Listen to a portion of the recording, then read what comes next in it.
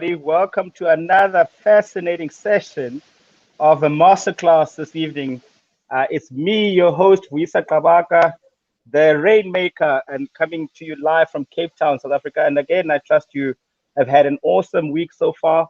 We're so excited to have everybody joining us this evening for the SADC Innovation Masterclass. This time, we're doing it big. We've got a big Oga from Nigeria this time, and one of my favorite people in the world, a wonderful man. We'll talk to him just now. And again, you'll hear all about his story and all the things that he has to say. But with that said, we are here this evening. We are in the program, day number 158.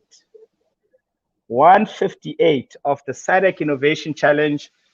This is 14 days, just a mere 2 weeks to our demo day and the culmination of what's been an amazing past 6 months with 3 young, dynamic, world-changing financial inclusion solutions from Tanzania and from Botswana, and you'll get to meet them as well. For all our regulars, so good to have you back. Remember, if you're joining us from Facebook or YouTube, you are able to interact with E as well as the ventures, as well as myself, just simply by using the chat box. So you do have the ability to check in with us and chat with us throughout the process of this call. We want to hear your comments. We want to hear your questions. We want to hear your interaction with us as we learn some amazing dynamic things. This is our final masterclass, but I do hear something from the team that they are possibly looking at another one in March, but you'll have to look out for details for that. Or if you are already on YouTube or YouTube or Facebook, simply subscribe to our channel or like our page. And with all of that done, you'll be able to get notifications of future sessions that are happening. You're not here to see me speak. You're here to not only learn from E, but also get to meet some of our ventures. But we wouldn't be able to do these sessions without wonderful collaboration and partnership. Okay. And so with that said, I want to send special thanks to the team from Finmark Trust. I've got Dumi here. Dumi, I know you're not feeling so well, but you've made it, my brother. Dumi, welcome. Thanks. Welcome. How are you? I'm good, man. I'm good. It's so brilliant that we hear this particular moment with just 2 weeks, Dumi, to demo day. Can you believe it's almost been literally 5.5 months doing this? Exactly, 5.5 months. And in total, we actually launched the Innovation Challenge in February of 2020. So it's been an amazing 12 months journey to now. So Dumi, please give us your message in terms of so that the audience knows how literally this is made possible. Yeah, thanks, Vu. Good evening to you all. Thank you very much for joining us. It's exciting that we've got an amazing speaker today. And like Vu said, it's been 158 days into the incubation program itself. And I must say, it's been a journey of wonderful learning, and I think our ventures have grown significantly. And through the feedback we're getting both from our partners, VU team, the ventures themselves, I think they've really managed to meet a number of milestones. And I think it's an absolute pleasure, actually, to have you, E, facilitating this session today. It's an honor to have you on board. I know you're very busy. And I think personally, for me, you're an amazing inspiration.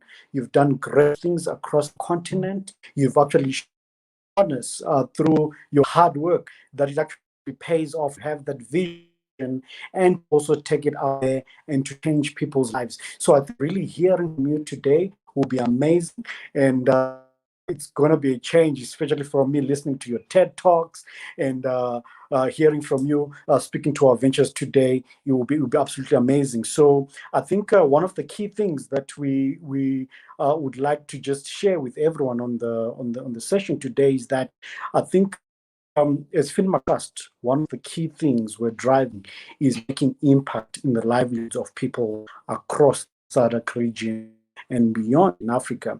And I think it's made possible through us being able to clearly identify the challenges that are existing, the problems or the opportunities, and then collaborating with these amazing entrepreneurs who are willing to work hard to develop relevant solutions to these vulnerable communities. So I think with the ventures that we have today, they're actually going to show you how they're changing lives, how they're making an impact, and most importantly, creating history for themselves and also for the people that we're solving for. So I think from me, there's nothing much to add to that besides saying thank you very much, E, for joining us. It's a pleasure and looking forward to your session.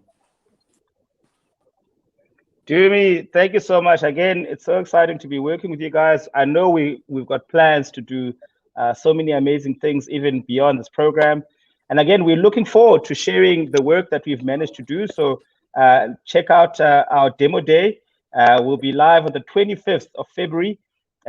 Those details will be available on screen. You can join our community and be part of the demo day to celebrate the culmination of an amazing period of learning and knowledge throughout. So all this stuff, come and join us, come and tune in. We've got our event app, which will be available through the Flock platform. You'll be able to download the Flock platform and join our event community. I think that will probably go live either tomorrow or Monday. So do look out for that opportunity to be part of the SADC Innovation Demo Day happening on the Thursday, the 25th of February. Like I said, I know these many people right now that are live on Facebook, that are live on YouTube, didn't come to hear me speak. They came here for one person, and that's E. Ian Obiyeji is here joining us all the way from Lagos, Nigeria. But I know he spends part of his time between Lagos and the US in Palo Alto. And E, if you don't know E, okay, well, welcome. And I hope you're going to enjoy E's story. For me, it's been amazing, getting to know E over this period, and again watching this journey. And again, I'm looking personally forward to being part of not only contributing to his vision. E is recently set up the Future Africa Fund, and it gives you and affords anybody here the opportunity to be part of his investment circle and you invest alongside E. Very dynamic new model, brilliant new way of kind of bringing in more angel investors in Africa. So if you love E's story and you find out a little bit more about the things he has to say, you certainly can be part of his circle and invest with him in the ventures that he gets to see. So Megan, I want to see this man's face. I mean, look to me. Awesome. Thank you so much. You've been so generous. So I mean, you're too humble. So again, I know you're going to tell the story, so people don't need me to tell them the highlights. But if you've ever heard the story of Andela, he is a co-founder of Andela. If you've ever heard the story of Flutterwave, he is a co-founder and founding CEO of Flutterwave. And these days, he is now a big organ now. He's enabling and catalyzing others and spreading the love. So if you've ever heard of Kobo 360, Max.ng, Lori, I can go on. These are all companies and founders who can point to E as having been the Midas touch behind their success. And I know that he's a man who prides himself now these days in being the first one to sign the first check. So only too happy to have you here. Such a big privilege for these ventures. And thank you for honoring us with your time. And I know it's been a long time in coming. And I'm certainly going to be a bit of an audience member myself because I need to take part in this. Chief Vu, you're too generous. And I said it already that you need to be the one in the hot seat someday. But today I'll take my turn. I'll take my turn and I'll try my best to share what Thank you. Thank you so much for having me here. Enjoy the time. And remember, if you're on Facebook or YouTube, do send your comments and your questions for E. We'll be able to receive them live in the studio. And E, over to you, my friend. Thank you very much. First of all, I want to thank you, Vu. Thank you, FinMac Trust. Thank you, Hyber Groups, for inviting me on here today. I'm really honored to be in your midst. You know, we've been trying to get this on the calendar for a while now, and it's been very tricky because of so much unpredictability with the schedule. But I'm just happy we get a chance to have this platform and this opportunity to have a conversation. I mean, for me, for many of you who, you know, beyond the names, you know, I'm really just an entrepreneur. I'm just an African entrepreneur, like many of you, right? I started this journey about 10 years ago. I mean, and then I wasn't an African entrepreneur. I was actually in Canada at the University of Waterloo building a product for Canada at the University of Waterloo. And, you know, the product at the time it started out as a learning management system. So back in the day, you know, I don't know how many of you know about this, but we used to have all these very old and ugly learning management systems where you had to go download your class books, submit your assignments, and all of that. And I was trying to build one that would modernize that. Ultimately, there's no university in the world that's going to give two kids who haven't graduated school a $500,000 to $1 million contract to build a learning management system. And so naturally, we didn't really make a lot of headway with that business. And so I had to skip really. We call it pivot my model to then building a social learning platform for students centered around the experience of sharing and answering past questions. And while I was working, I worked on that startup for 3 years, and it never really did succeed until the end when we had to pack it in. And I think that might be my first major lesson really when it comes to entrepreneurship. It's really that, you know, whatever it is that you're working on, if you're not finding a lot of success with it, it doesn't spell the end of your entrepreneurship career.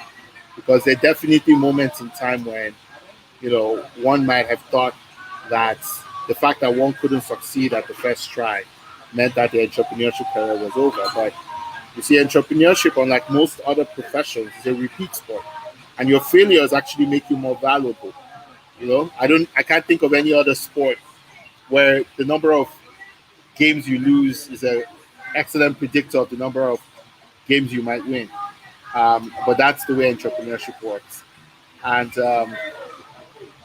that was how I got started in venture. Now, the other thing I realized with this experience was that if you're solving a problem primarily just for the money, which was my mindset when I was trying to solve these particular problems. I mean, yes, I didn't like Blackboard or any of the learning management system software that we were using at the time, but I wasn't necessarily excited about building learning management system software. It was just I didn't like something, and there was an opportunity, I thought, to make money building something slightly better. And that's the way quite a number of people decide to start their entrepreneurship journey, really on the basis of what you don't like, and on the basis of how much money you might make by changing it. But what I've come to realize, that's a very narrow view of the world. You know, the primary purpose of being an entrepreneur is really to have the ability to be able to leverage your skill sets, your tools, human relationships, and your networks to be able to build something that can change the world. And I wasn't thinking at that scale yet. Now, I quickly realized, you know, very quickly after trying hard for 3 years, that there wasn't a future for the business or for me in Canada. And so I returned back to my home country in Nigeria. And that was where my trouble started. I first of all I started with a startup, and the first person that I decided to go and spend a lot of time with, which I would never recommend for entrepreneurs to do ever, was the government. You know, I came back to Nigeria. I had a lot of very high level government contacts, and I thought, well, let me go spend time with the government, so they can give me a license to do what I wanted to do. And it was really simple what I wanted to do. At the time, MOOCs were just about to start blowing up. And I wanted to take MOOCs in America, bring them to Nigeria, and repurpose them so that schools who didn't have expertise in certain areas would basically be leveraging those MOOCs to fill those credit hours and give credentials on that basis. the root shock I had was that the NUC was not interested in this. And one would have thought they would have been, but they were not interested. And they had every reason not to be interested because, number one, it wasn't bringing them revenue. Number two, they would have to confront the unions who would feel like they were being replaced in the classroom by foreign teachers. And number three, right, it just, they didn't have the infrastructure to actually even commence with something like this. Nonetheless, I pushed forward with it.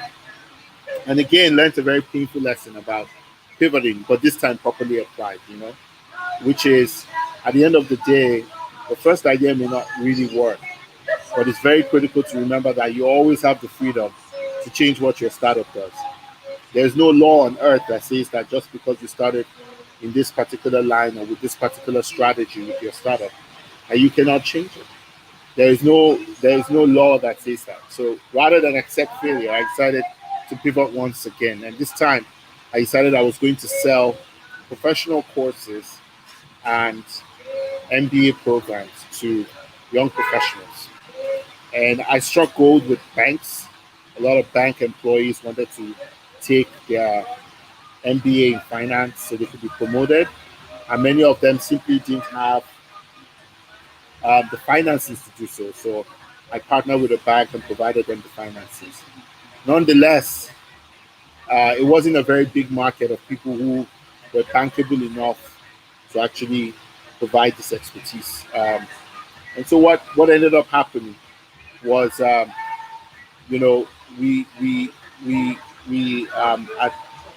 we started to think about scaling, and I went back to New York to meet with one of our investors and show appreciation for backing us. And what happened next was, there was somebody who I had met on my way to Africa when I was starting out Fora, and it was Jeremy Johnson of To You. And To You at the time was this very fast-growing online higher education company that helped elite schools to adopt and transform into online education. And I was in this world, and something told me to just email him, see whether he might be willing to invest or partner with the programs that his company built. Now, I didn't know at the time that same week he was IPOing his company, and that same week he also had his birthday. So naturally, I wouldn't have been able to see him. But on the last day I was in America, I was about to go back to Nigeria, I get an email from him in reply saying, "Hey, if you're available, let's meet." Now, I quickly realized that as I said that,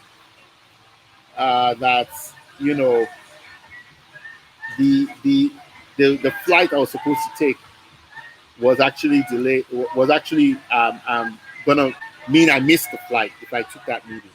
But in that split second, I made that decision to take that meeting. And I'll tell you, it was one of those decisions that completely changed my life. And I learned a very important lesson there, which is treat every single opportunity like your last shot. Don't let opportunities just go by just like that. Try your hardest.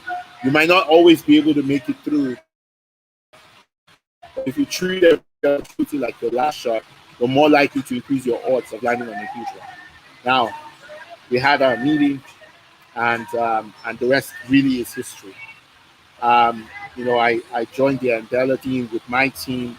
We built out this fantastic business that changed tons of people's lives, and it was really my introduction to really becoming a public interest entrepreneur, as I like to say, right? An entrepreneur who's dedicated to the idea that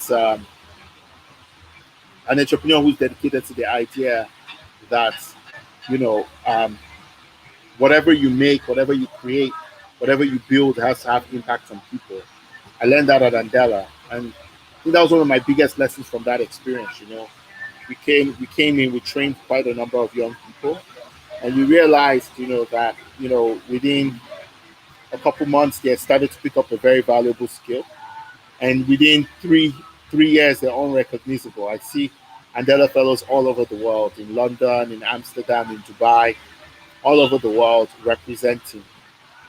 They've inspired an entire wave of engineers that have transformed our economy, opened the country to remote work, right, and have lifted multiple people out of poverty into the middle class. And that was really kind of the magic of what we built on Andela. Now, one other lesson I had to learn very much the hard way was that just because you made something valuable doesn't mean that's the only valuable thing you have to make. And you know, I started to get bored at Andela. I went for a year of youth service while I was just stepping into Andela, and then I quickly realized that there were other problems to solve. One of the biggest problems was that even if you had gotten these skills, you couldn't work for Nigerian companies or you couldn't work with Nigerian startups because they didn't have a way to get paid. And if they did, they were probably using a system that was costing more money or was failing more than they needed it to. And that inspired something in me. And we went together with Benga Kuala and Adeleke Adekoya. We decided to build this company called Flutterwave. And the big idea with Flutterwave initially was we're going to be able to make and accept payments. But over time, we quickly realized that it was bigger than that. We had to be the platform for connecting the local economy to the global economy. So Nigerian and Kenyan and Ugandan and South African founders who wanted to be able to accept payments globally, they could do so. And global players who wanted to go into Nigeria, Ghana, Uganda, South Africa would also be able to do so. It's super critical. It's been a game-changing concept for us. And that's why we started to, after I did that, spent 2.5 years, 3 years at Flutterwave. My life really never remained the same. And the way I decided, to celebrate that was I took time off from my family. When I realized that the work was amazing, but also that the work was taking very important memories away from me, I decided I took a year off. I went to be with my wife and my daughter and, just hang around on the farm. And I remember talking to Vu at that time. And Vu basically was saying, that he expects me to be back to work pretty soon. And I told him over my dead body, but I'm happy I'm not dead right now because I definitely underestimated how much more work there was to do.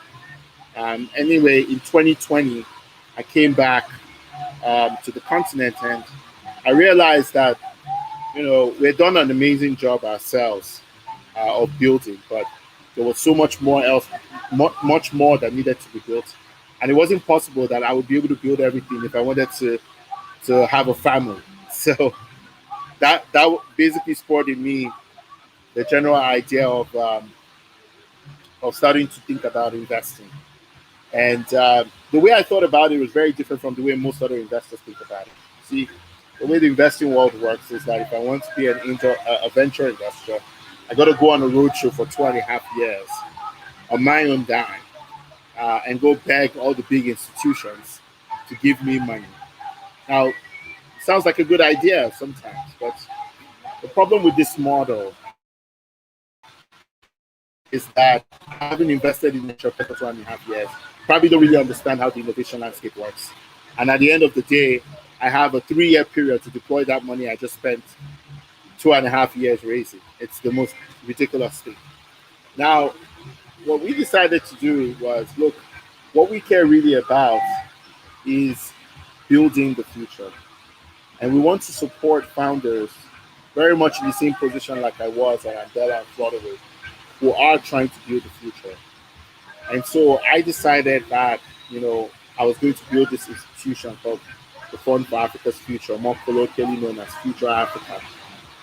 And what we were going to be able to do is that we are going to build a platform that enables investors and innovators to connect and to be able to fund innovators with capital, provide innovators with coaching, provide a sense of community for innovators such that they would be able to build and grow build and grow their businesses, but more intentionally, so that out of the biggest challenges that we have, one could create global business opportunities, and that's something that I'm going to talk about very shortly. Um, when you think about where we are as a continent, right? It's very easy for one to despair many times. But one thing I've realized is that if you actually go back in history and you read the histories of all the major economies that we like to be inspired by, the US, London, the UK, what is hidden in those history books is the fact that it wasn't necessarily government, but innovators that helped transform those economies. Right? It helped transform those economies. It helped change those economies. And because those economies were transformed through innovation, they were then able to develop and then become the safe havens that we think about today. But it didn't happen because things already were built. It didn't happen. I remember reading a history book where I learned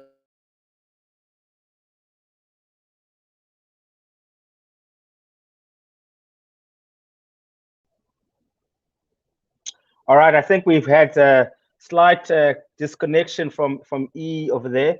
So hopefully you're finding a lot of this quite interesting.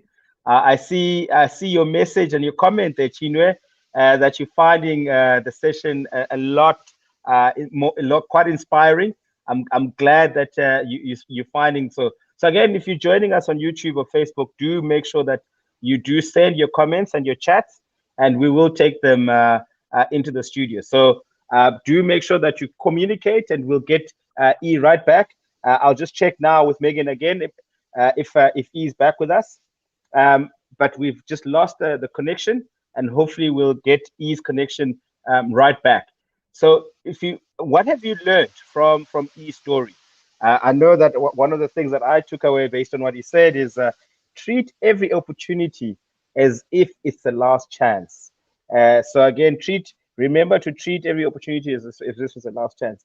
And again, what motivated this was his ability to be able to make decisive decisions, to take that last minute meeting. And again, look at what it's done to his life. And how many of us have spent moments really not realizing and thinking that, that meeting or that plane that I might miss might lead to a bigger opportunity in our lives. So we really can take something from the story in how we build and how we mold it. In fact, for me, I'd love to also perhaps one of you will ask E on the chat how he came about to meet the Zuckerbergs and how they came about to then end up investing in Andela. Very fascinating to kind of learn and hear from him as well. So we do have just a bit of a disconnect that is happening. I think those of you who have any appreciation of understanding of the connectivity issues on our continent will understand that sometimes these things, this is actually the thing that makes me the most nervous with live broadcasts, is that at any time you might have a situation happen. But also, if you don't know about some of the companies that E has been part of in founding, go and check them out. So again, go look up the story of Andela and go look up the story of Flutterwave. Today, he is the founder and the principal behind Future Africa. So we're just going to quickly just take a quick break just to show you some of the ventures that, again, have been part of our journey, who might actually potentially build the next company that changes Africa. You're welcome to play the videos, Megan. Go ahead.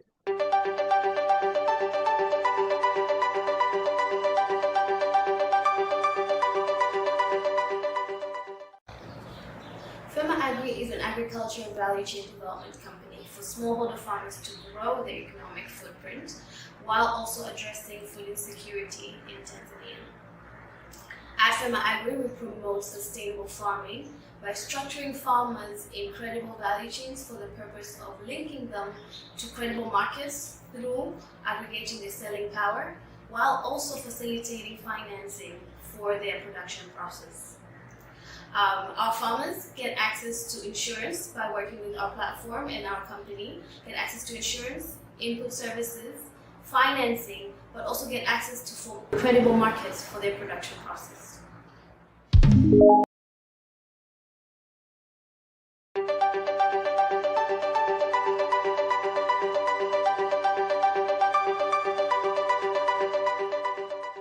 Financial institutions provide intermediary services by collecting deposits and advancing loans. Now the problem is they compensate their high operating costs by charging high interest on loans and giving out low return on deposits. MoneyChest, on the other hand, provides a peer-to-peer finance platform that teaches people to collaborate for financial freedom and growth. We reduce our operational costs by streamlining the process of being an intermediary, and this limits the role of the middleman. A limited role by the middleman means more value goes to the end consumer. They get more return on investment, and the other side cost of credit is also reduced. Hello everybody, my name is Mtabisi Bukiti from Botswana, and I'm here representing a product called Digital Diamond. It's an instant identification application that works both online and offline. We are the winners of SADC Innovation and Investment Challenge, sponsored by Finmark Trust. Digital Diamond basically eliminates form filling and the need to replicate your information when you're going across country or in the SADC region. It's inclusive in the fact that we're trying to cater for the non-KYC, instant in the fact that it instantaneously gives you the information, disability convenient because it allows people who cannot read and write or are not literate to still be able to fill in forms in bank applications. All right, welcome back. E is back, and again, I know Chinua, we take a note of your question. We will come through to the Q&A just now as soon as E has delivered his thoughts and his message. And I know he's got so much more to talk about. And I know, in fact, it was interesting that the break happened there because it's about to move into some of these key principles and some of this advice that I know that many of you who are tuning in wanna see. Please continue to enjoy the advice from E. I won't take up too much time. E, over to you.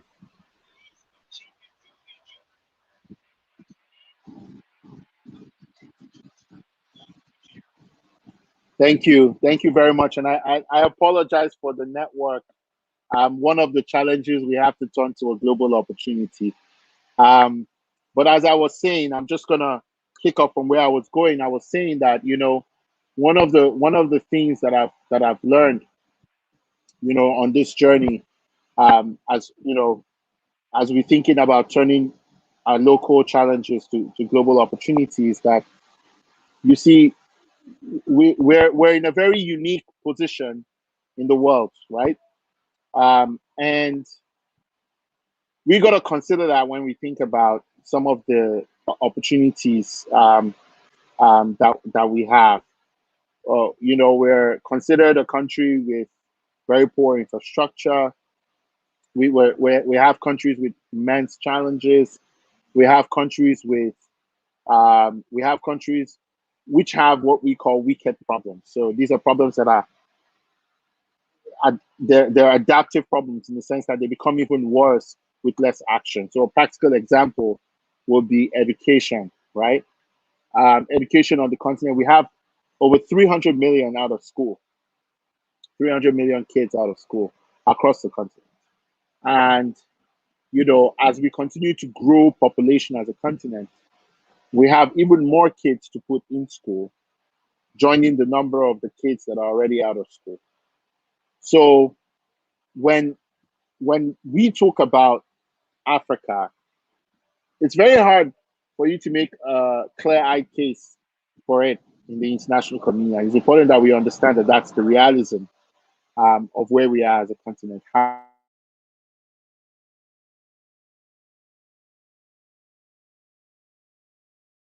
However, one of the mobile phones, hello, one of my investors always says that the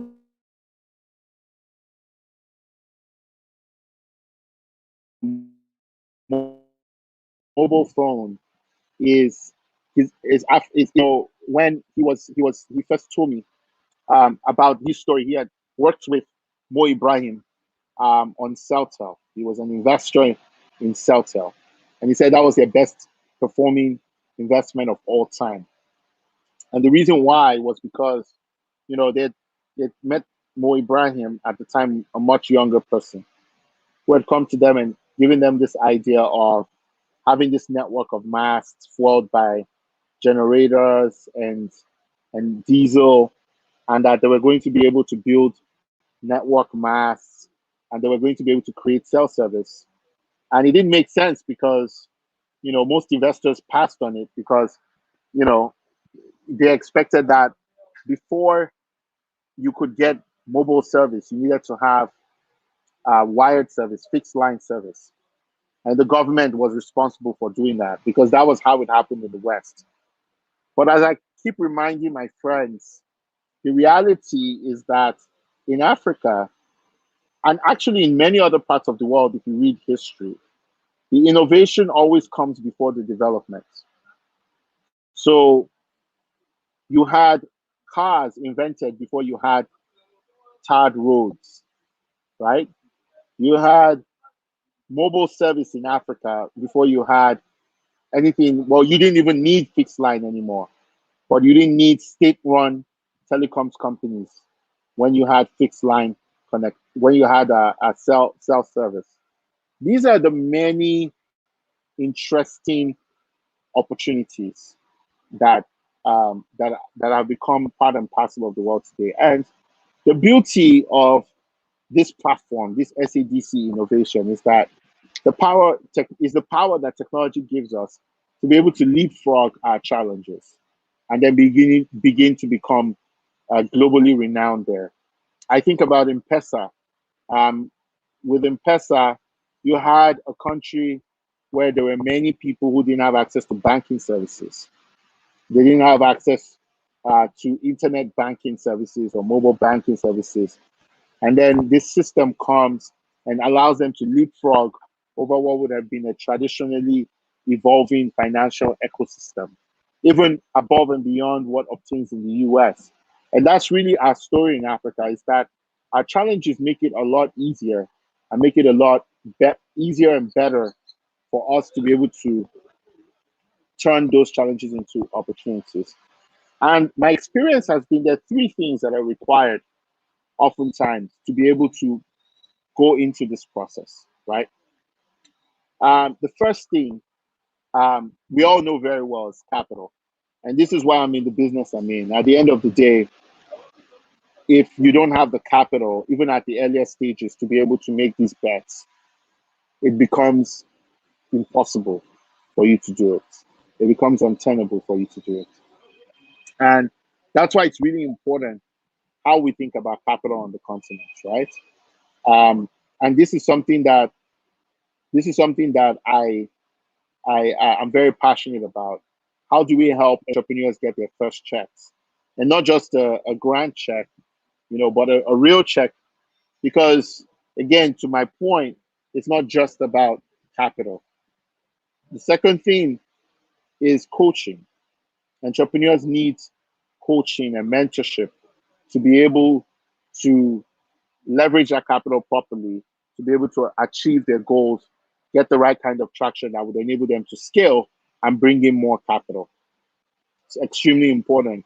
And I think that's what Hyber Group has been doing with the SADC Innovation Challenge and with its multiple other initiatives in South Africa, supporting startups with the coaching that they need to make the right decisions so they can get to the next stage of their entrepreneurship journey. But I think the most important thing is community, being part of the community, meshing into the community. It's extremely important. A lot of people, and this is something that I see a lot, one misconception a lot of younger startups or startup founders or wannabe startup founders make is that they don't embed themselves in the community.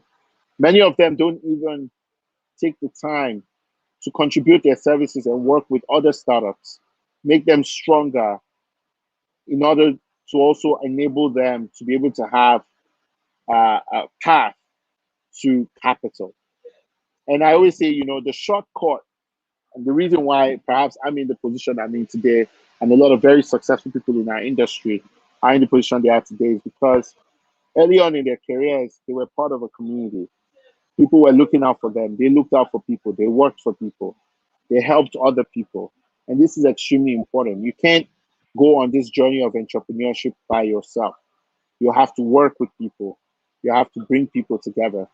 You have to be willing to enable people, engage people, empower people for you to be able to build a great company. When you have these different factors, this capital, you have the coaching, you have the community, and you bring them together, it enables entrepreneurs to really soar. It really enables entrepreneurs to really give their best to the cause and to be able to build something that's truly, truly valuable. The the last point I wanted to make was really around, many people are going to ask, okay, what sectors should I be looking? What is the next mobile phone? And one thing I like to tell, people is, look at the biggest problems in your community. Don't look at the small problems. Everybody's building an app, for problems that don't exist in their community. Maybe they exist in Silicon Valley, but they don't exist in your community. Why build an app for that? Why not take after the biggest problems? If you live in a community where there is no power, why not take on power?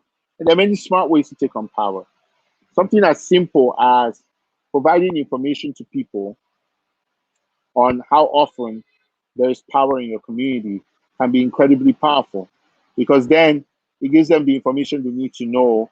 Okay, if I know that there's 5 hours of power here and there's 8 hours of power here, then I'm going to go and live there, not here, if I need power. This seems very innocent, but very powerful. It enables you to be a broker and enables you to value places more, provide information for people to be able to value places differently. These are the kind of ways that you can, even as a small player, as somebody without a lot of resources, take on some of the biggest challenges and turn them into global business opportunities. And I think for me, because of that belief over the years, I think a lot about what are the new ways that technology can be applied. How can we solve with technology challenges with infrastructure? How can we solve with technology challenges with media? How can we solve with technology challenges with the environment and with climate change? That's how big we need to be thinking. You can't get forced into the app game. Everything is an app. You have to be solving some real problems when you're trying to build a truly impactful business. So those are really the 3 points I wanted to share with you today. I know my time is fast spent, but again, just to recap, right? I think first of all, it's important for you to understand that innovation precedes development. The car came before the roads, right? The mobile phone came before the cell service and the fixed lines, right? Which never came even, right? Render them obsolete. So innovation always precedes development. If mobile money came before financial services. If you wait for the government to fix the problems Africa has, you wait forever. It's extremely important that you think about, you don't outsource the outcome of the development of Africa to your government. It's in your hands. You don't have to give the government or some other third party development agencies power over your outcomes. You can determine them yourself through innovation. The second thing is it takes more than capital to change the world as a startup. You need capital, it's absolutely important, but you also need coaching, and you also need to be within a community of people who help each other to get ahead. It's extremely important, and Hyber is such a community. I'm sure there are other ones, but it's very important. And then most importantly, and finally, right, it is extremely important that you think about the biggest problems so that you're future looking, forward looking in the problems that you try to solve. don't just go build apps because somebody in the US is building apps. Look at the problems in your environment and build them, because the future, right, will be built in Africa, not just because we're the largest population of young people or working population over the next little while, but also because the challenges here are so crazy that they do provide a template to what the future needs to look like for everybody to live in a world where prosperity and purpose is within every single person's reach. It's a game for equality. If it's accessible in Africa, there's nowhere it cannot be accessible. And that's the mindset that we have to go into when we think about innovation and when we think about how we can tackle the biggest challenges and turn them to global opportunities. So I think I've said a lot already, and I've talked to you all to death. Thank you so much for having me on here, and I'm looking forward to getting your questions. Thank you. Thank you so much, E. So, like I said, I mean, to me, so much wisdom, so much thoughts, so much context. Before I bring the ventures in, I want to quickly just pick up on a very important question from one of our audience members joining us, Chinwe, who, again, he thanks you for the amazing inspiration. Chinwe is joining us on YouTube, and his question is, I'm particularly interested. In fact, he says very powerful, by the way. So he says, I'm particularly interested in being able to understand how he has been able to navigate regulation in different countries across Africa as you build these companies. What would you say to Chinwe? Yeah. So I think it's really about understanding the incentives of the government or the regulator. I'm in a specific situation now that's just like this, right? The regulator has put down the hammer and said, look, this doesn't have to exist. And I'm actually in Abuja, by the way, Chief Vu, saying, you know, hey, how can we solve your problem? What's the problem that's making you scared? How can we solve your problem? And they're like, oh, the problem is, you know, people are using this thing to evade our capital controls. And I said, oh, that's the problem? Okay, well, here's a bunch of numbers and a really nice paper about how I can help you regain control with the same technology. And when you go into a country and you understand what's the incentive for the regulator, for the ecosystem, and you build genuine relationships where you're not just trying to push your own snake oil, you're actually telling them it can work for them. It's in their best interest to go this way. It's not about technology being a principle in itself. We all know technology is not a principle in itself. It's just a tool. So I go there and I say, this is how this thing can help you. And everyone is like, wow, that's amazing. And I think that's what, you know, that's how we've been able to navigate so far. It's really having that genuine conversation and concern for the regulator. You know what I mean? 100%. Yeah.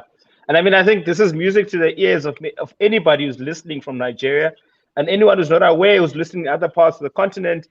Recently, the Central Bank of Nigeria made it illegal for crypto, especially Bitcoin and currencies that are on the blockchain to operate in the country. So that sounds like a positive step. The fact that they're opening themselves up to receive that feedback. I quickly want to bring on Daniel's question. Daniel says, what is the biggest risk that you've faced and you had to take as an African founder? Oh, I mean, being a founder in Africa is risk. That's the whole business is risk. You know what I mean? So you'll have to come with that humility, knowing fully well that you're taking risk no matter what.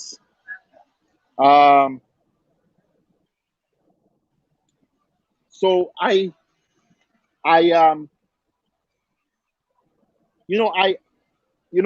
what I would say maybe my biggest risk as a founder was coming back to Africa, right? Because it can be very comfortable to solve problems in other parts of the world. You have a very robust system for supporting entrepreneurs. You don't have to worry about your livelihood. There's a great social safety net. you know. But one thing I realized about building in Africa is not only do you care about the problems, which is important for me, but there's a bigger upside when you solve them. You know, I can't think about too many of my colleagues who've been able to grow companies to the size that I've been graced to twice in Canada. There's just not that many big opportunities in a country like Canada, right? Maybe in America, but it's even in America, it's very rare that you're able to do what I've done without going to like a top Ivy League. And we're just starting. Yeah.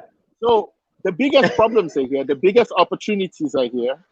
But it's also a big risk because you don't have the safety nets that your colleagues in other parts of the world have. Yeah. There are more audience member questions. I will come back to them. I do promise. Thank you to everybody who's tuning in from Facebook. Yes, we can see you, Malawi. We can see you from South Africa. We can see you from Nigeria. So thank you. Keep sending your comments on the chat box on Facebook and YouTube. We receive your questions in the studio and we'll relay them to E. I want to kind of bring in our ventures as well at this stage, E. And again, we'll go with ladies first. Like I said, you are a gentleman, and we have a female-founded venture on our program. And I know that I think it was it this year or last year, one of your New Year's resolutions is that you want to bring in more women into your portfolio. Did I hear that correctly? We have $1 million we want to invest. We have $1 million we want to invest in women this year. And just to put that in context, to put that commitment in context, last year we invested 1.4 million in photo. So what we're saying is, we're going to invest 2/3. Obviously, we expect to invest more this year, but we want to invest 2/3 of what we invested last year, this year, in women. Yeah.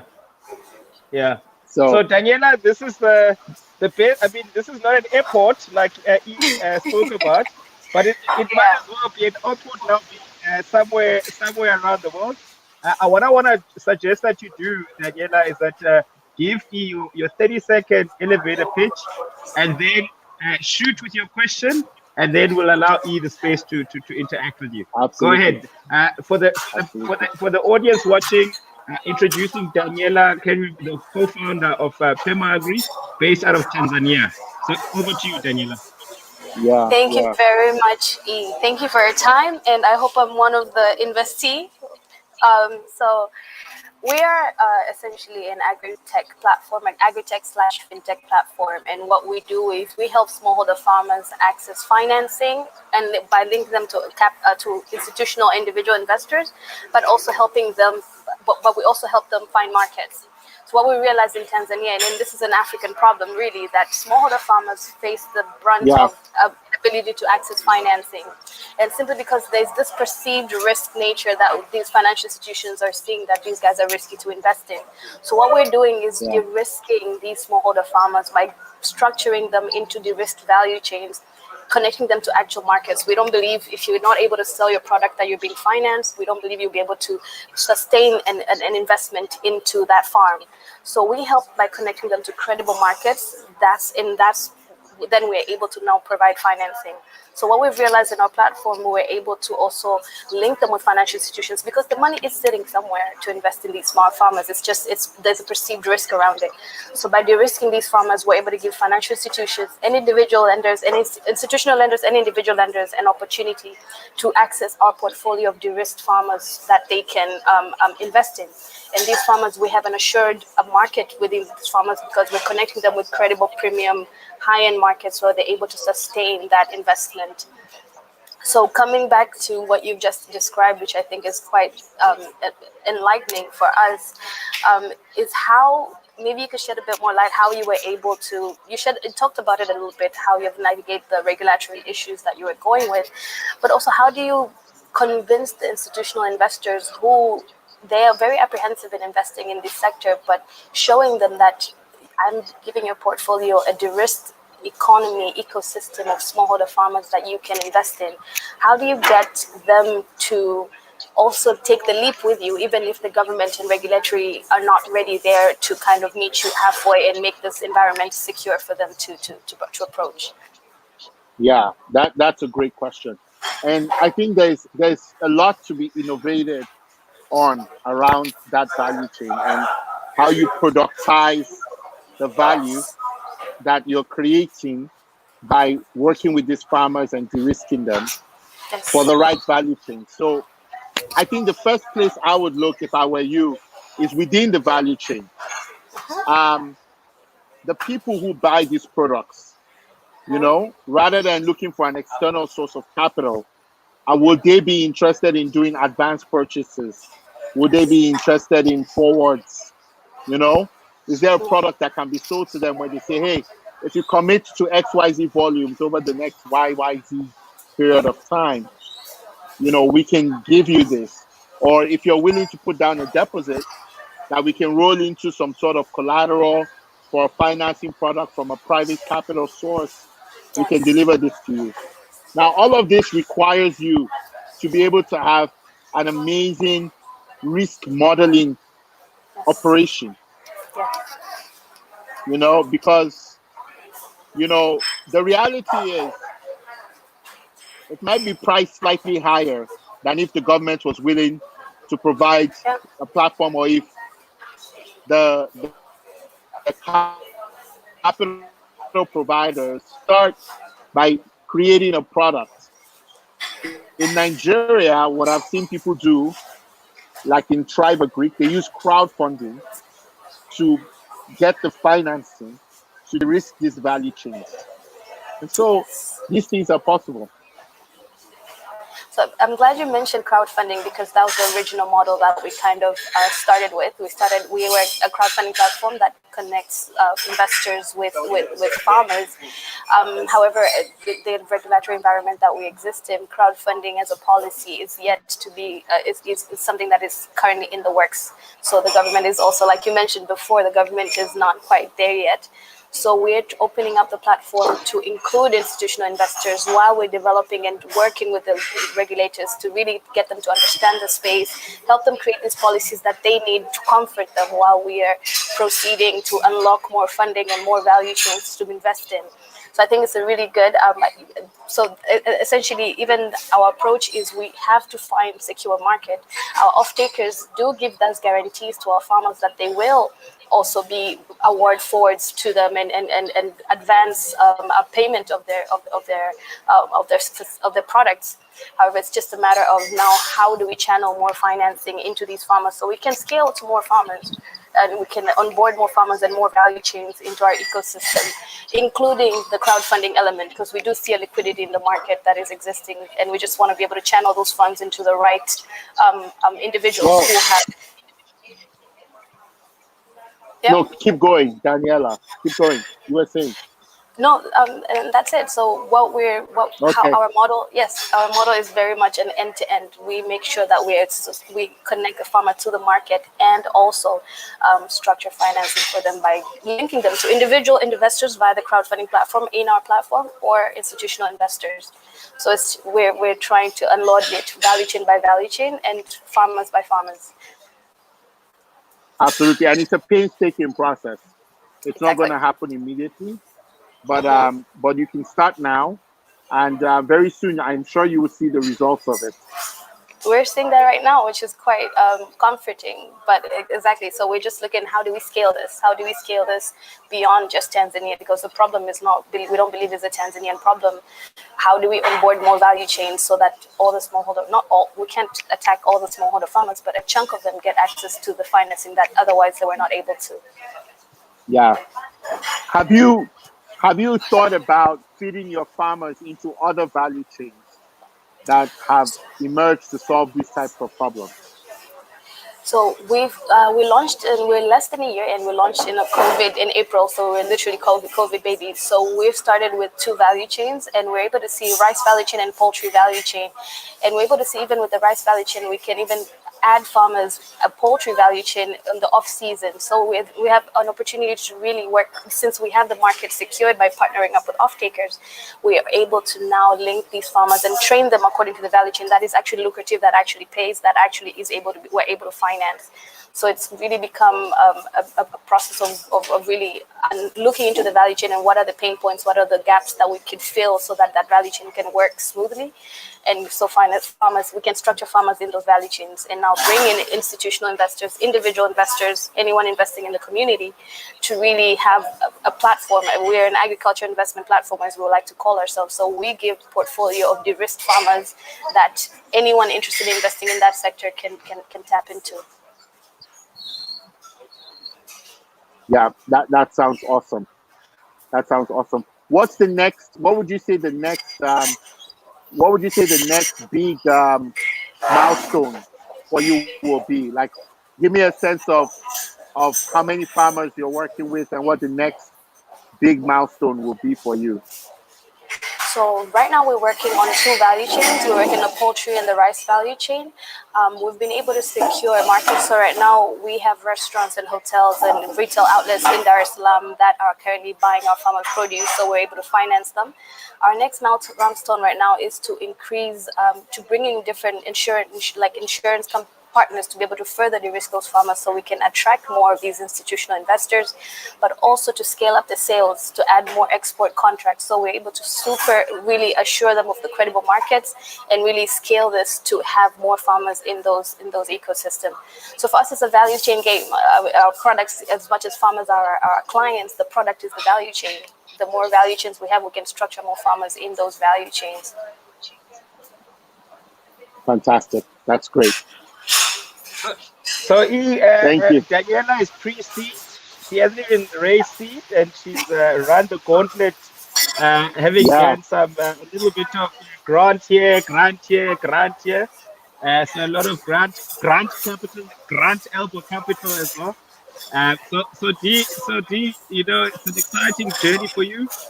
And I know, I mean, look, sometimes it's not a mistake to just bring these guys into the conversation. So it's a blessing. I hope you'll be inspired to have another follow-on conversation because, you know, there's some dynamic. Daniela, again, she didn't tell you.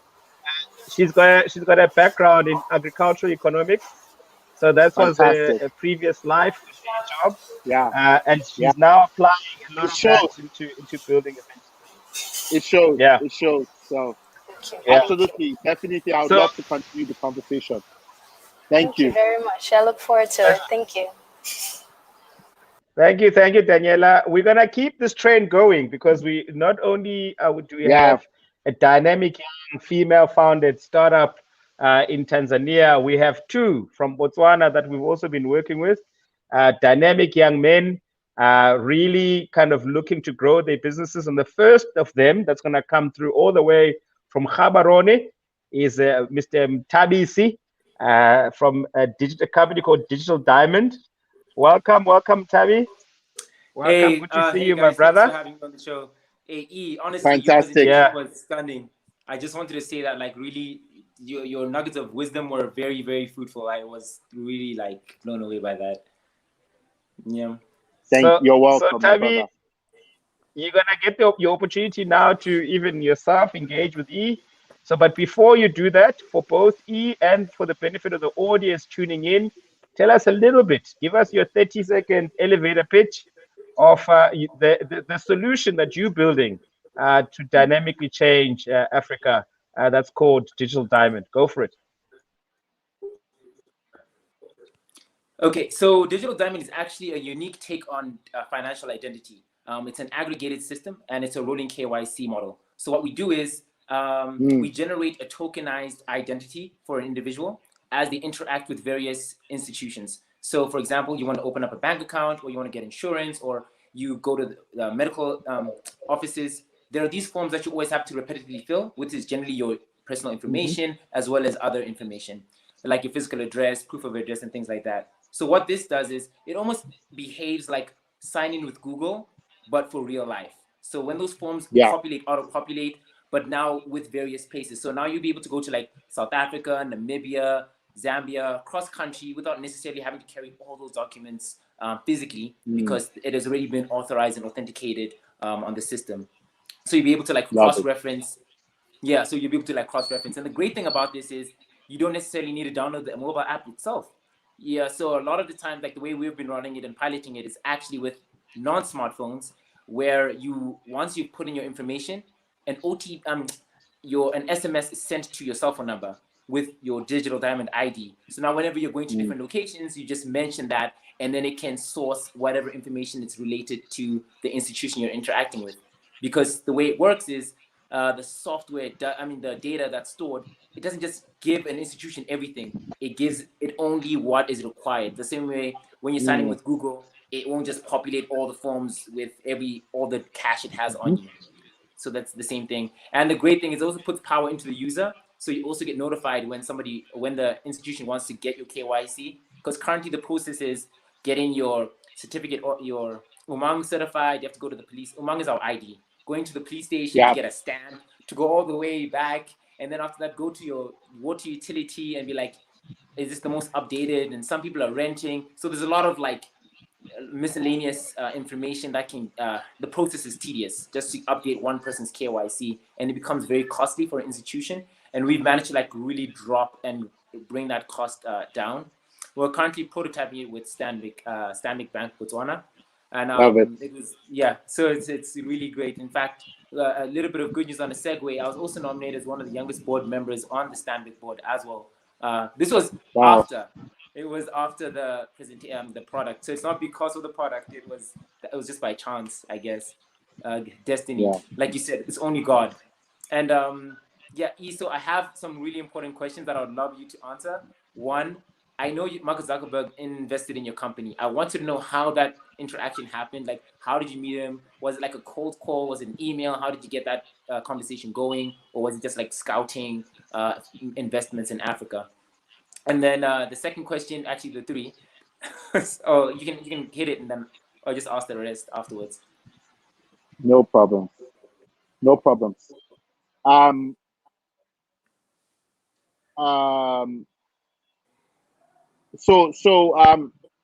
So basically with Mark, what had actually happened was we wrote an article about would the next Mark Zuckerberg come from Africa, and we wrote in the Wall Street Journal.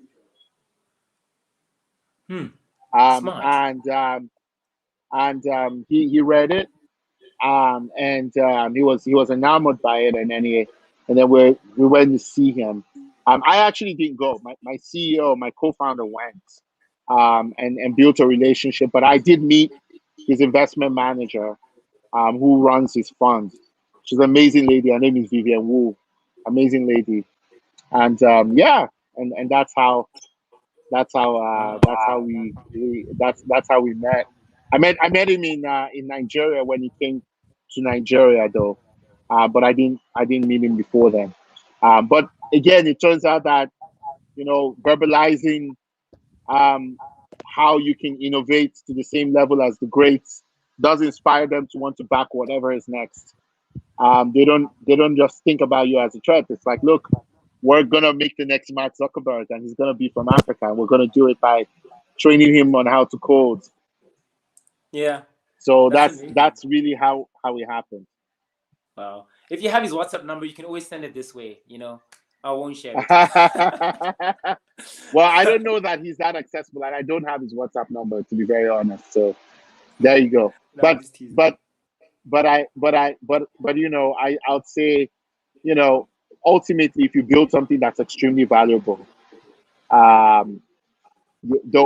people would notice. So I always advise that the first most important thing is to build something extremely valuable. I love your business. It's clearly something that's very needed. I'd love to understand from a traction perspective, how many banks or how many organizations have you managed to sign up to using these tokens to fill out information?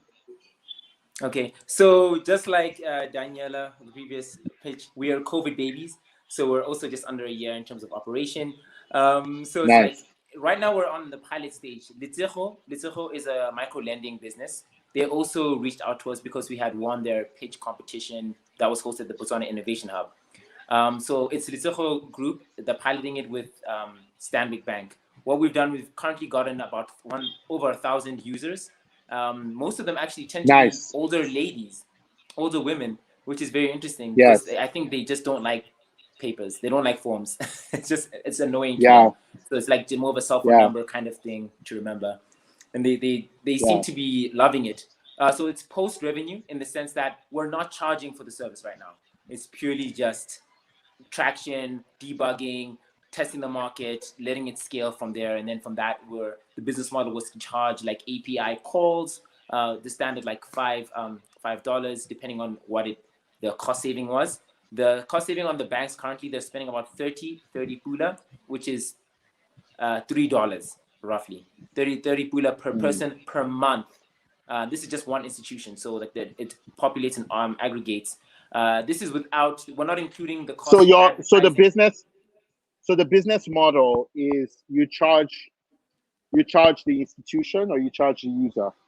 The institutions, definitely, because they're the ones who need to be compliant with the regulators, because the regulators' fines are out of this world. So for example, for each person that's on KYC, they get fined like $20,000, roughly in that range. Okay. So they'll do anything to mitigate that kind of. But do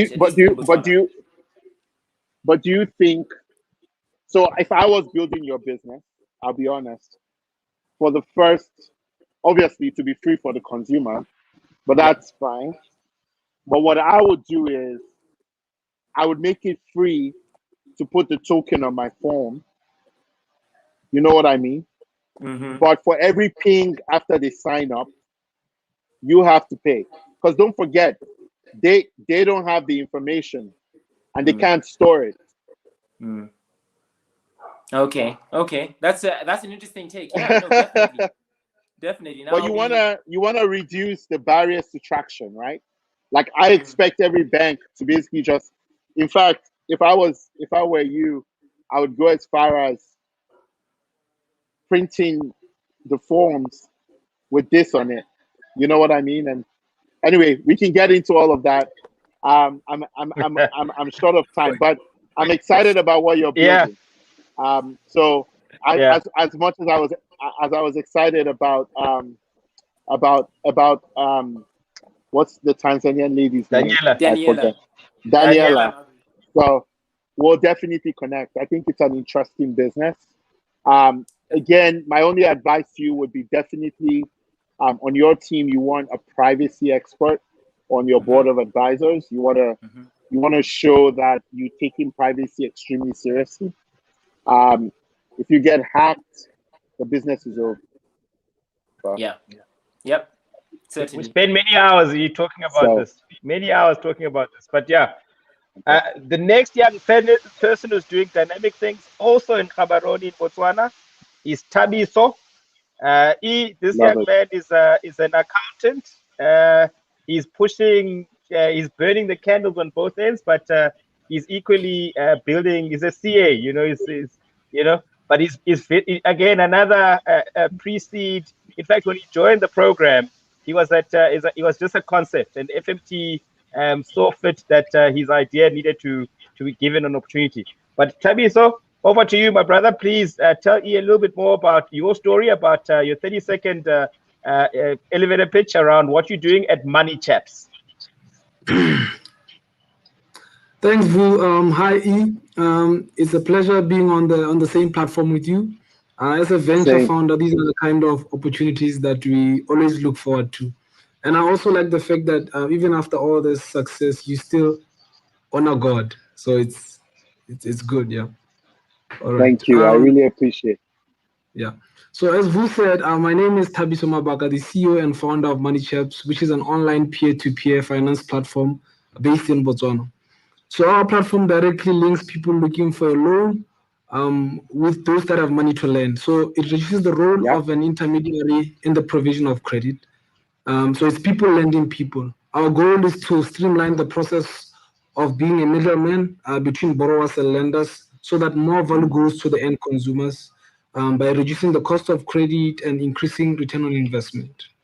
So initially, we were addressing a problem that is not necessarily non-existent, but we were addressing it in a way that wasn't going to scale.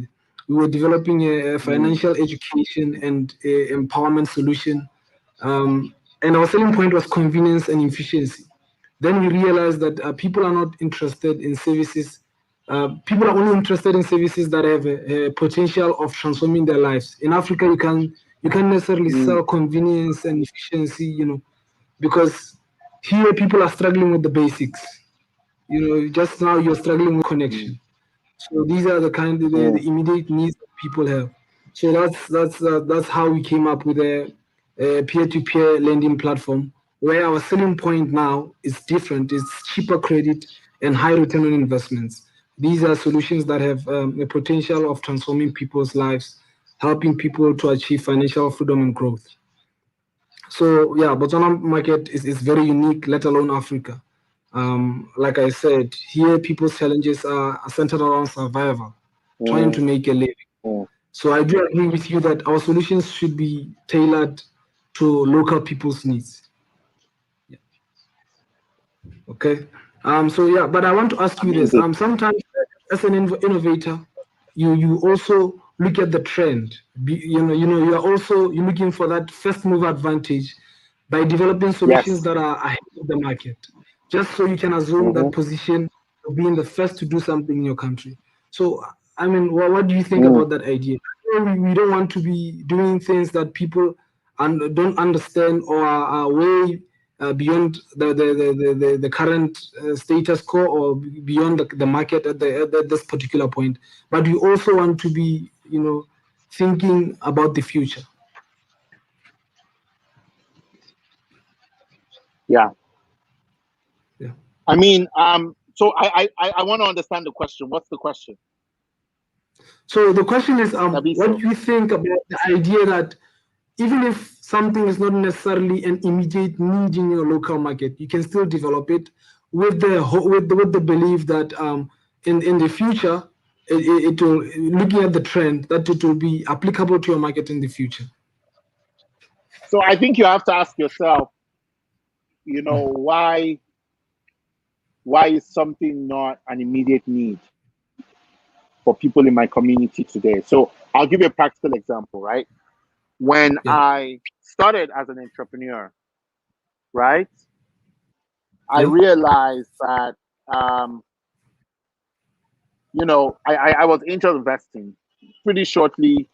In about 4 years in, I started angel investing on my own. But people weren't willing to be angel investors because they'd never seen anybody make money angel investing. You understand what I'm saying? Now, if I'd gone ahead and built an angel investing firm like the one I'm running now, that would not be wise because people they don't need it because they've never seen it happen before.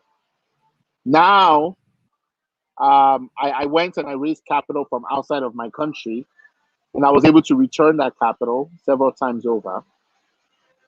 It becomes interesting all of a sudden, right? You understand what I'm trying to say? So you have to think back, why do people not need this product, and create the conditions under which your product will be necessary. But it's extremely important that you first begin, right, by actually creating those conditions and not just waiting, because nobody, if it's not you, will do it. Another example, when I was at Andela, right, you know, a lot of people were trying to build payment companies, but there weren't enough people who knew how to build software to make that a valuable exercise, because a lot of people just didn't know how to use software, not talk of integrate a payments platform. And what we had to do was find a way to educate a cadre of engineers, which then made it a lot easier for people to put in payments. And then when they put in payments, it blew up. You get what I'm trying to say? So it's very important that you take things in sequence, because if you focus on the wrong priorities for the people, then, you know, you're just going to waste your time waiting for a market that will never come because you never did anything to get people to the point where they would need your service. Does that make sense? Yeah, it makes sense. Makes sense. Yes, because even when you looked at our, like I said initially, we were just trying to give people like solutions for financial education and empowerment, by giving them tools, financial management tools, money management tools, and also literacy tools.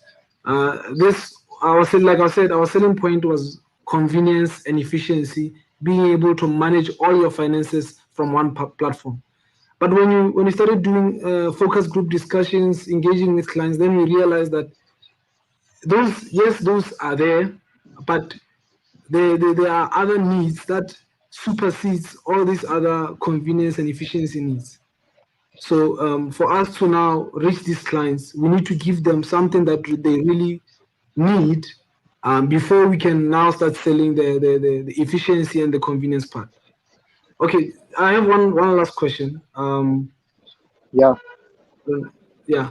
So on the issue of being part of a community, I would just like you to advise on the kind of approach or attitude to adopt when joining these communities, because I have bad experiences with trying to engage with fellow ventures or fellow founders here in Botswana. There's too much unethical behavior, around ideas, and also our copyright laws are not enough to protect our ideas. So we also need to be careful when we engage with our fellow venture founders. Well, I think that's one perspective, but I think there are other things you can do without sharing ideas. So, for example, I mean, well, first of all, I'll tell you for free that I don't really believe in the concept of stealing ideas, because I feel like it's only ideas that get executed that matter. And that's the easiest way to prevent your idea from being quote unquote stolen. But more importantly, I think it's very critical that you can provide support to entrepreneurs that are much younger and be an example of what it means to be ethical. You know what I mean? Yeah. You know, being an ethical entrepreneur means, okay, you have common challenges. Forget your idea for a second. Can you come together and work together to solve your common challenges? You have common opportunities. Can you work together and figure out how to solve your opportunities? If all of you are having this problem of poor intellectual property protection, can you come together and solve it? Since all of you have that problem, you're all worried that you might steal each other's ideas. That's something, if you can all agree on that as a priority, you can go to the government and try and get, but working together with your ecosystem on something is extremely crucial for your continued success, both as an entrepreneur and as a community of entrepreneurs. It's extremely important. Even if it's just to talk and complain, it's good to get together every once in a while as a unit, because as you all grow, it's going to become it becomes a huge competitive advantage for you if you know each other and you can work together. And I think as you get to know some of these guys and let go of your fear, you would meet some unethical people. They exist everywhere. And even the people you would call good people are not perfect, right? But again, it's critical to your growth as an entrepreneur to regularly meet with other entrepreneurs and work with other entrepreneurs. So you got to balance that out. Amen. Yeah, that's absolutely true. And I mean, I could literally deliver a thesis. I mean, I'm one of the proponents of ecosystem and catalyzing them. So, and again, we've got a lot of work to do in Botswana, but we've started. So with that said, thank you so much, Thabiso. I know you've got country duty to look after, so yeah. we're gonna excuse you. Thank you this so much. time. But I want to drop a message to my team, to Ome, who's put this together. We need to get into a recorded masterclass for our platform. We're taking you back to that your LSM days. Okay, let's do this. Africa needs 100%. We need so when you're talking about me sharing, that's a channel I believe I'll be more useful. I've done I'm gonna be there as a student.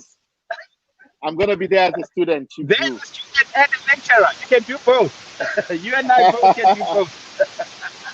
No problem. So with that always said, happy to. Really thank you for your time. So we've got so many questions. The guys in Tanzania, we see you. Botswana, we see you. Nigeria, naturally, we knew Nigeria wouldn't have a problem. But thank you so much, for taking a time to be with us this evening. thank you to our wonderful audience for having joined us this evening. We've got an exciting time to come. If we are looking forward to our virtual demo day that's going to be happening on the 25th of February. That's Thursday, 2 weeks time, 14 more days. You would have seen the scroll to join our community to get that invitation. That particular event, if you look out for SADC Innovation on the FLAC platform, you'll be able to join that particular community. And again, if you go to our website, sadcinnovation.org, you'll be able to also RSVP to attend that particular demo day. It's a very interesting theme. We're bringing something different into the ecosystem. I want to acknowledge and thank our ventures, Pema Agri from Tanzania, Digital Diamond from Botswana, and Money Chaps. Always good to have you guys. It's been an amazing journey. We want to, again, express my thanks to my team at Hyper that works so hard on this program. Abiola was the program manager, Ome, part of our team, Nosike, and again, Nonso. The guys are really working hard to bring this program together. And before I leave, and again, as we play you the videos once again of the ventures, just as a close-off, I want to make sure that we also acknowledge the wonderful role in partnership in bringing this together. Our friends at Finmark Trust. Thank you, Dumi. Thank you, Nicola. Thank you, Nikki. To the entire team at Finmark Trust that's supporting this. The next 14 days are going to be exciting. If you are in a corporate and you happen to have joined us this evening and you'd like to engage some of these ventures with their solutions, please mark the date, the 23rd of February. We're having a corporate innovation day. So you simply need to join our community and you will receive that invitation. You will see when you join the community how that's going to work. But with that said, thank you to the team at DPK that's constantly supporting us and bring these live streams to you. Again, please, if you're on YouTube, if you're on Facebook, on YouTube, subscribe. In our Facebook, like our page, set it up for notifications so that as we go live with these sessions, they will notify you. The team wants to do a sneak attack and bring in our final session for March. We are looking for one very unique special guest to join for that particular session. We can't reveal the details as yet, but we will share that information on those channels. So again, with that said, I want to thank you all for having joined us this evening. And I want you to go out and go build something. Take E's advice. Treat every opportunity as if it's the last chance. And again, with that said, I want to personally thank you. My name is Visa Kabaka, the Rainmaker. And so I want to thank you for having joined us this evening. Thank you for your questions. Thank you for your comments. Do continue to follow these sessions. The SADC Innovation Challenge being brought to you by Finmark Trust and curated by Hyper Group. Thank you. With that said, thank you, Megan. You can roll the videos again. Thank you so much.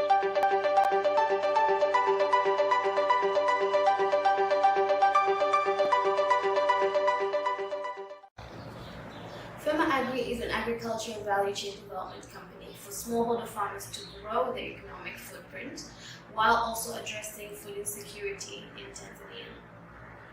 At Fema Agri, we promote sustainable farming by structuring farmers in credible value chains for the purpose of linking them to credible markets through aggregating their selling power while also facilitating financing for their production process.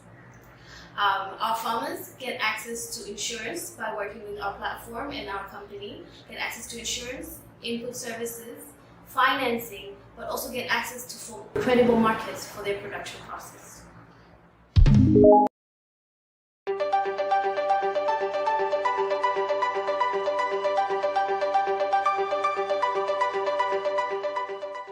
Financial institutions provide intermediary services by collecting deposits and advancing loans. Now the problem is they compensate their high operating costs by charging high interest on loans and giving out low return on deposits. MoneyChest, on the other hand, provides a peer-to-peer finance platform that teaches people to collaborate for financial freedom and growth.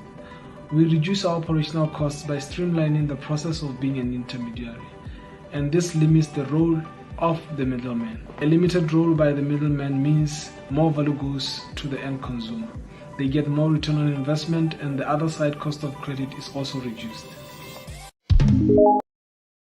Hello everybody, my name is Mtabisi Bukiti from Botswana, and I'm here representing a product called Digital Diamond. It's an instant identification application that works both online and offline. We are the winners of SADC Innovation and Investment Challenge, sponsored by Finmark Trust. Digital Diamond basically eliminates form filling and the need to replicate your information when you're going across country or in the SADC region. It's inclusive in the fact that we're trying to cater for the non-KYC, instant in the fact that it instantaneously gives you the information, disability convenient because it allows people who cannot read and write or are not literate to still be able to fill in forms in bank applications